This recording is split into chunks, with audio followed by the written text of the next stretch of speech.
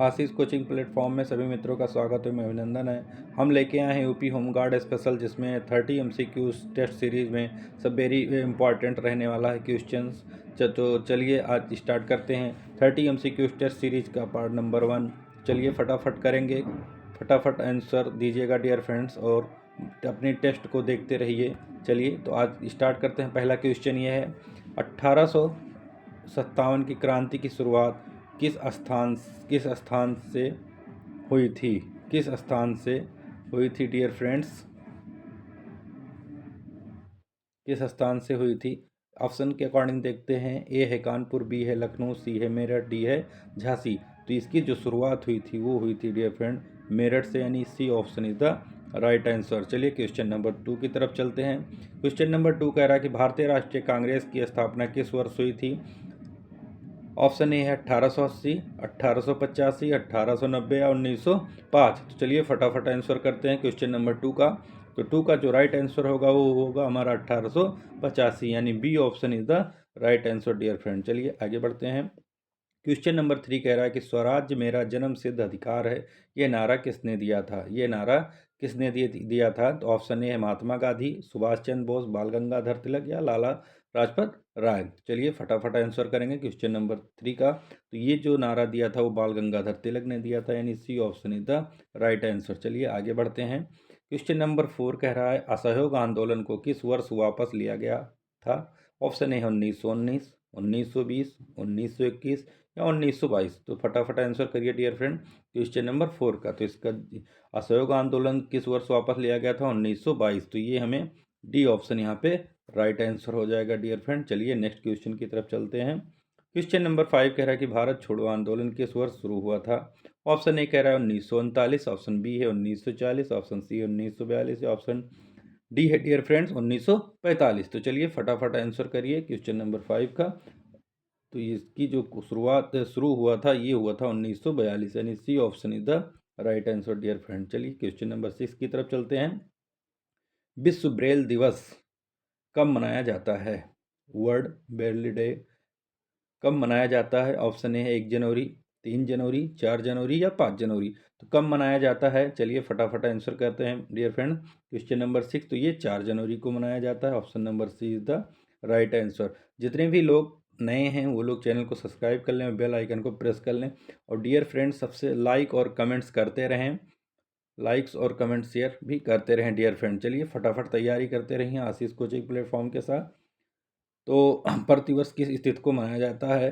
प्रवासी भारतीय दिवस प्रतिवर्ष किस तिथि को मनाया जाता है? ऑप्शन ए है 7 जनवरी, 8 जनवरी, 9 जनवरी या 10 जनवरी। 10 जनवरी क्वेश्चन नंबर 7 का। तो ये मनाया जाता है 9 जनवरी को डियर फ्रेंड। चलिए फटाफट करते हैं 30 क्वेश्चंस बिना टाइम वेस्ट किए। क्वेश्चन नंबर 8 कह रहा है कि राष्ट्रीय सांख्यिकी दिवस किस महान व्यक्तित्व की जयंती पर मनाया जाता है? ऑप्शन ए है PC महालोनोबिस, ऑप्शन बी है CV रमन, ऑप्शन सी है PJ Abdul Kalam, option D है होमो जहांगीर भाभा। तो चलिए फटाफट 8 का आंसर करिए। तो ये मनाया जाता है हमारा PC महालोनोबिस के नाम से, जो हमारा A option is the right answer हो जाएगा। वीडियो को डियर फ्रेंड्स इसकी बिल्कुल मत करिए क्योंकि सारे क्वेश्चन इंपॉर्टेंट हैं जो 30 MCQs के हैं। क्वेश्चन नंबर 9 है कि नए वर्ष के अवसर पर भारत में किस दिन को नव वर्ष दिवस कहा जाता है? नव वर्ष ऑप्शन ए है 31 दिसंबर, ऑप्शन बी है 1 जनवरी, ऑप्शन सी है 2 जनवरी, ऑप्शन डी है 5 जनवरी। सारे के सारे क्वेश्चंस आपको बुकलेट में मिलेंगे एग्जामिनेशन हॉल में डियर फ्रेंड्स। एकदम सिलेक्टेड क्वेश्चंस हैं 100%। चलिए तो इसका फटाफट क्वेश्चन नंबर 9 का आंसर करिए। तो ये जो है हमारा 1 जनवरी को मनाया जाता है, यानी B option dear friend right हो जाएगा। चलिए फटाफट नेक्स्ट क्वेश्चन की तरफ चलते हैं। Question number 10। क्वेश्चन नंबर 10 कह रहा है कि विश्व हिंदी दिवस कब मनाया जाता है? आइए ऑप्शन से देखते हैं। 8 जनवरी, 9 जनवरी, 10 जनवरी या 14 जनवरी को। चलिए कब मनाया जाता है क्वेश्चन नंबर 10 का? तो ये मनाया जाता है 10 जनवरी को, यानी C option is the right answer dear friend. चलिए आगे बढ़ते हैं क्वेश्चन नंबर 11 की तरफ। क्वेश्चन नंबर 11 कह रहा है कि पृथ्वी की आंतरिक संरचना की सबसे बाहरी परत कौन सी है? ऑप्शन ए है मेंटल, ऑप्शन बी है क्रोड, ऑप्शन सी है भूपटल, ऑप्शन डी है डियर फ्रेंड अष्टमंडल। तो इसका फटाफट आंसर करिए क्वेश्चन नंबर 11 का। तो क्वेश्चन नंबर 11 का जो राइट आंसर होगा वो होगा हमारा भूपटल, यानी C option is the right answer. चलिए क्वेश्चन नंबर 12 देखते हैं। क्वेश्चन नंबर 12 कह रहा है कि वायुमंडल की सबसे निचली परत को क्या कहते हैं। ऑप्शन ए है समताप मंडल, क्षोभ मंडल, आयन मंडल या ब्रह्मंडल। तो चलिए इसका आंसर करिए क्वेश्चन नंबर 12 का। तो इसका जो राइट आंसर होगा डियर फ्रेंड वो होगा हमारा क्षोभ मंडल, यानी B option is the right answer. चलिए आगे बढ़ते हैं। ज्वालामुखी विस्फोट मुख्यतः पृथ्वी के किस परत में होते हैं। भूपर्टी, क्रोड, ब्रह्मकोड या आंतरिक क्रोड में। तो इसका फटाफट आंसर करिए। चलिए तो इसका राइट आंसर होगा हमारा भूपर्टी, यानी कि option number A is the right answer. चलिए आगे बढ़ते हैं। पृथ्वी का जल चक्र मुख्यतः किस प्रक्रिया से संचालित होता है। ऑप्शन ए कह रहा है अपर्दन से, वाष्पीकरण से, अवक्षय से या अवसादन से। तो क्वेश्चन नंबर 14 का जो राइट आंसर होगा वो होगा डियर फ्रेंड वाष्पीकरण, यानी B option is the right answer. चलिए क्वेश्चन नंबर 15 को देखते हैं।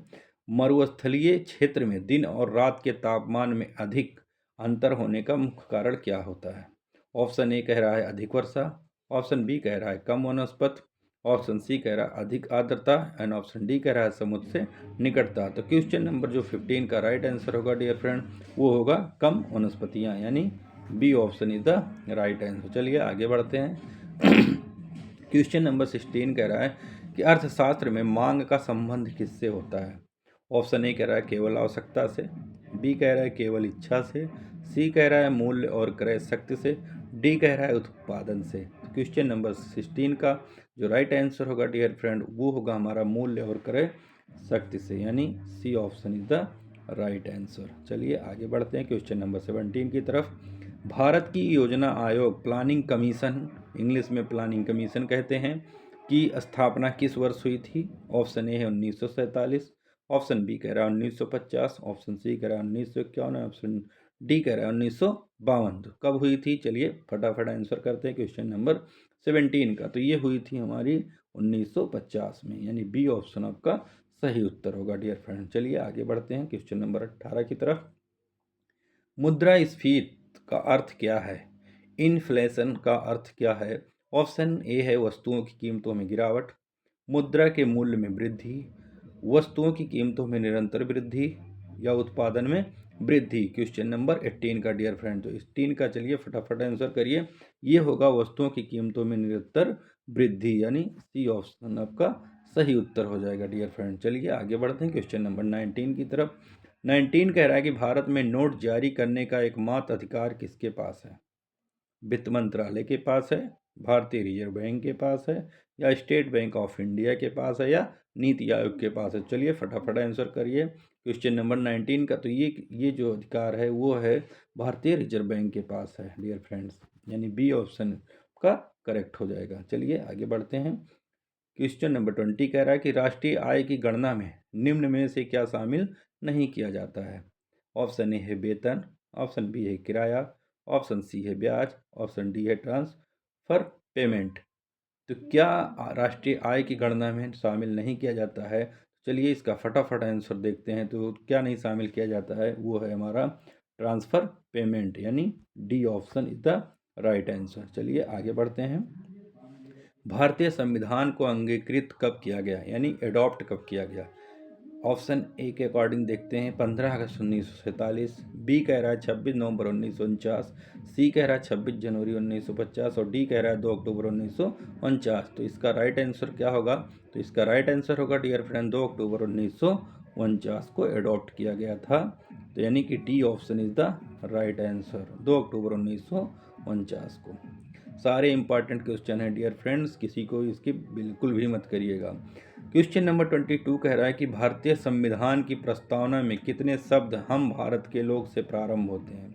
अधिकार से, संप्रभु, उद्देश्य या प्रस्तावना। तो चलिए इसका राइट आंसर करिए फटाफट। ये जो है प्रस्तावना है, ये जो है हम भारत के लोग ये प्रस्तावना से प्रारंभ होते हैं डियर फ्रेंड, यानी D option is the right answer हो जाएगा। डी आपका सही उत्तर है। चलिए क्वेश्चन नंबर 23 पे आते हैं।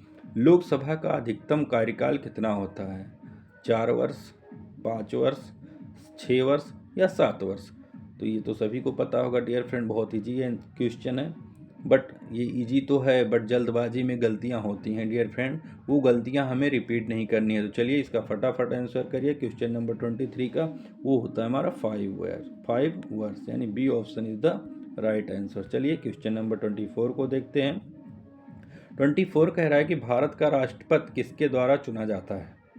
ऑप्शन ए है केवल संसदों द्वारा, बी है केवल विधायकों द्वारा, सी है संसद और विधानसभाओं के निर्वाचित सदस्यों द्वारा, डी कह रहा है मंत्रिपरिषद द्वारा। तो किसके द्वारा चुना जाता है हमारा राष्ट्रपति। चलिए तो इसका फटाफट आंसर जान लेते हैं। वो चुना जाता है हमारा 24 में वो चुना जाता है संसद और विधानसभाओं के निर्वाचित सदस्यों द्वारा, यानी C option is the right answer. चलिए आगे बढ़ते हैं। क्वेश्चन नंबर 25 कह रहा है कि भारतीय संविधान का संरक्षक, गार्जियन ऑफ द कॉन्स्टिट्यूशन किसे कहा जाता है। ऑप्शन ए है राष्ट्रपति, ऑप्शन बी है प्रधानमंत्री, ऑप्शन सी है संसद, ऑप्शन डी है सर्वोच्च न्यायालय डियर फ्रेंड। तो चलिए इसका फटाफट आंसर करिए क्वेश्चन नंबर 25 का। तो वो है हमारा गार्जियन ऑफ द कॉन्स्टिट्यूशन, सर्वोच्च न्यायालय। Option number D is the right answer, जिसे इंग्लिश में हम लोग सुप्रीम कोर्ट भी कहते हैं। चलिए आगे बढ़ते हैं। क्वेश्चन नंबर 26 है कि नाट्य शास्त्र के रचयिता कौन माने जाते हैं। ऑप्शन ए कह रहा है कालिदास, ऑप्शन बी है भरत मुनि, ऑप्शन सी है पतंजल, ऑप्शन डी है वाल्मीकि। तो इसका राइट आंसर करिए क्वेश्चन नंबर 26 का। वो हैं हमारे नाट्य शास्त्र के रचयिता भरत मुनि, और ये हमें मिलेंगे बी ऑप्शन में, यानी B option is the correct answer हो जाएगा। चलिए आगे बढ़ते हैं। 27 कह रहा है कि कथकली नृत्य का संबंध भारत के किस राज्य से है। ऑप्शन ए है तमिलनाडु, ऑप्शन बी कह रहा है कर्नाटक, केरल या उड़ीसा। तो चलिए इसका फटाफट आंसर करिए डियर फ्रेंड। तो वो है हमारा केरल, यानी C option is the right हो जाएगा। चलिए क्वेश्चन नंबर 28 कह रहा है कि त्रिरत्न किस धर्म से संबंधित है। जैन धर्म से, बौद्ध धर्म से, हिंदू धर्म से या सिख धर्म से। तो चलिए 28 का फटाफट आंसर करिए। जो त्रिरत्न जो है हमारे जो संबंधित हैं वो बौद्ध धर्म से है, यानी B option is the right answer dear friend. चलिए आगे बढ़ते हैं 29 पे। कोणार्क का सूर्य मंदिर किस राज्य में स्थित है। ऑप्शन ए कह रहा है आंध्र प्रदेश में, ऑप्शन बी है पश्चिम बंगाल, ऑप्शन सी कह रहा है उड़ीसा, ऑप्शन डी कह रहा है डियर फ्रेंड मध्य प्रदेश। चलिए क्वेश्चन नंबर 29 का जो राइट आंसर होगा कि कोणार्क का सूर्य मंदिर किस राज्य में स्थित है, तो वो है उड़ीसा में, यानी C option dear friend correct हो जाएगा। चलिए आगे बढ़ते हैं क्वेश्चन नंबर 30 पे। क्वेश्चन नंबर 30 कह रहा है अजंता की गुफाएं किससे संबंधित हैं। ऑप्शन ए है जैन धर्म से, ऑप्शन बी है शैव धर्म से, ऑप्शन सी है वैष्णव धर्म से, एंड ऑप्शन डी है बौद्ध धर्म से डियर फ्रेंड। तो चलिए क्वेश्चन नंबर 30 का जो राइट आंसर होगा वो होगा हमारा बौद्ध धर्म से, यानी D option is the right answer dear friend,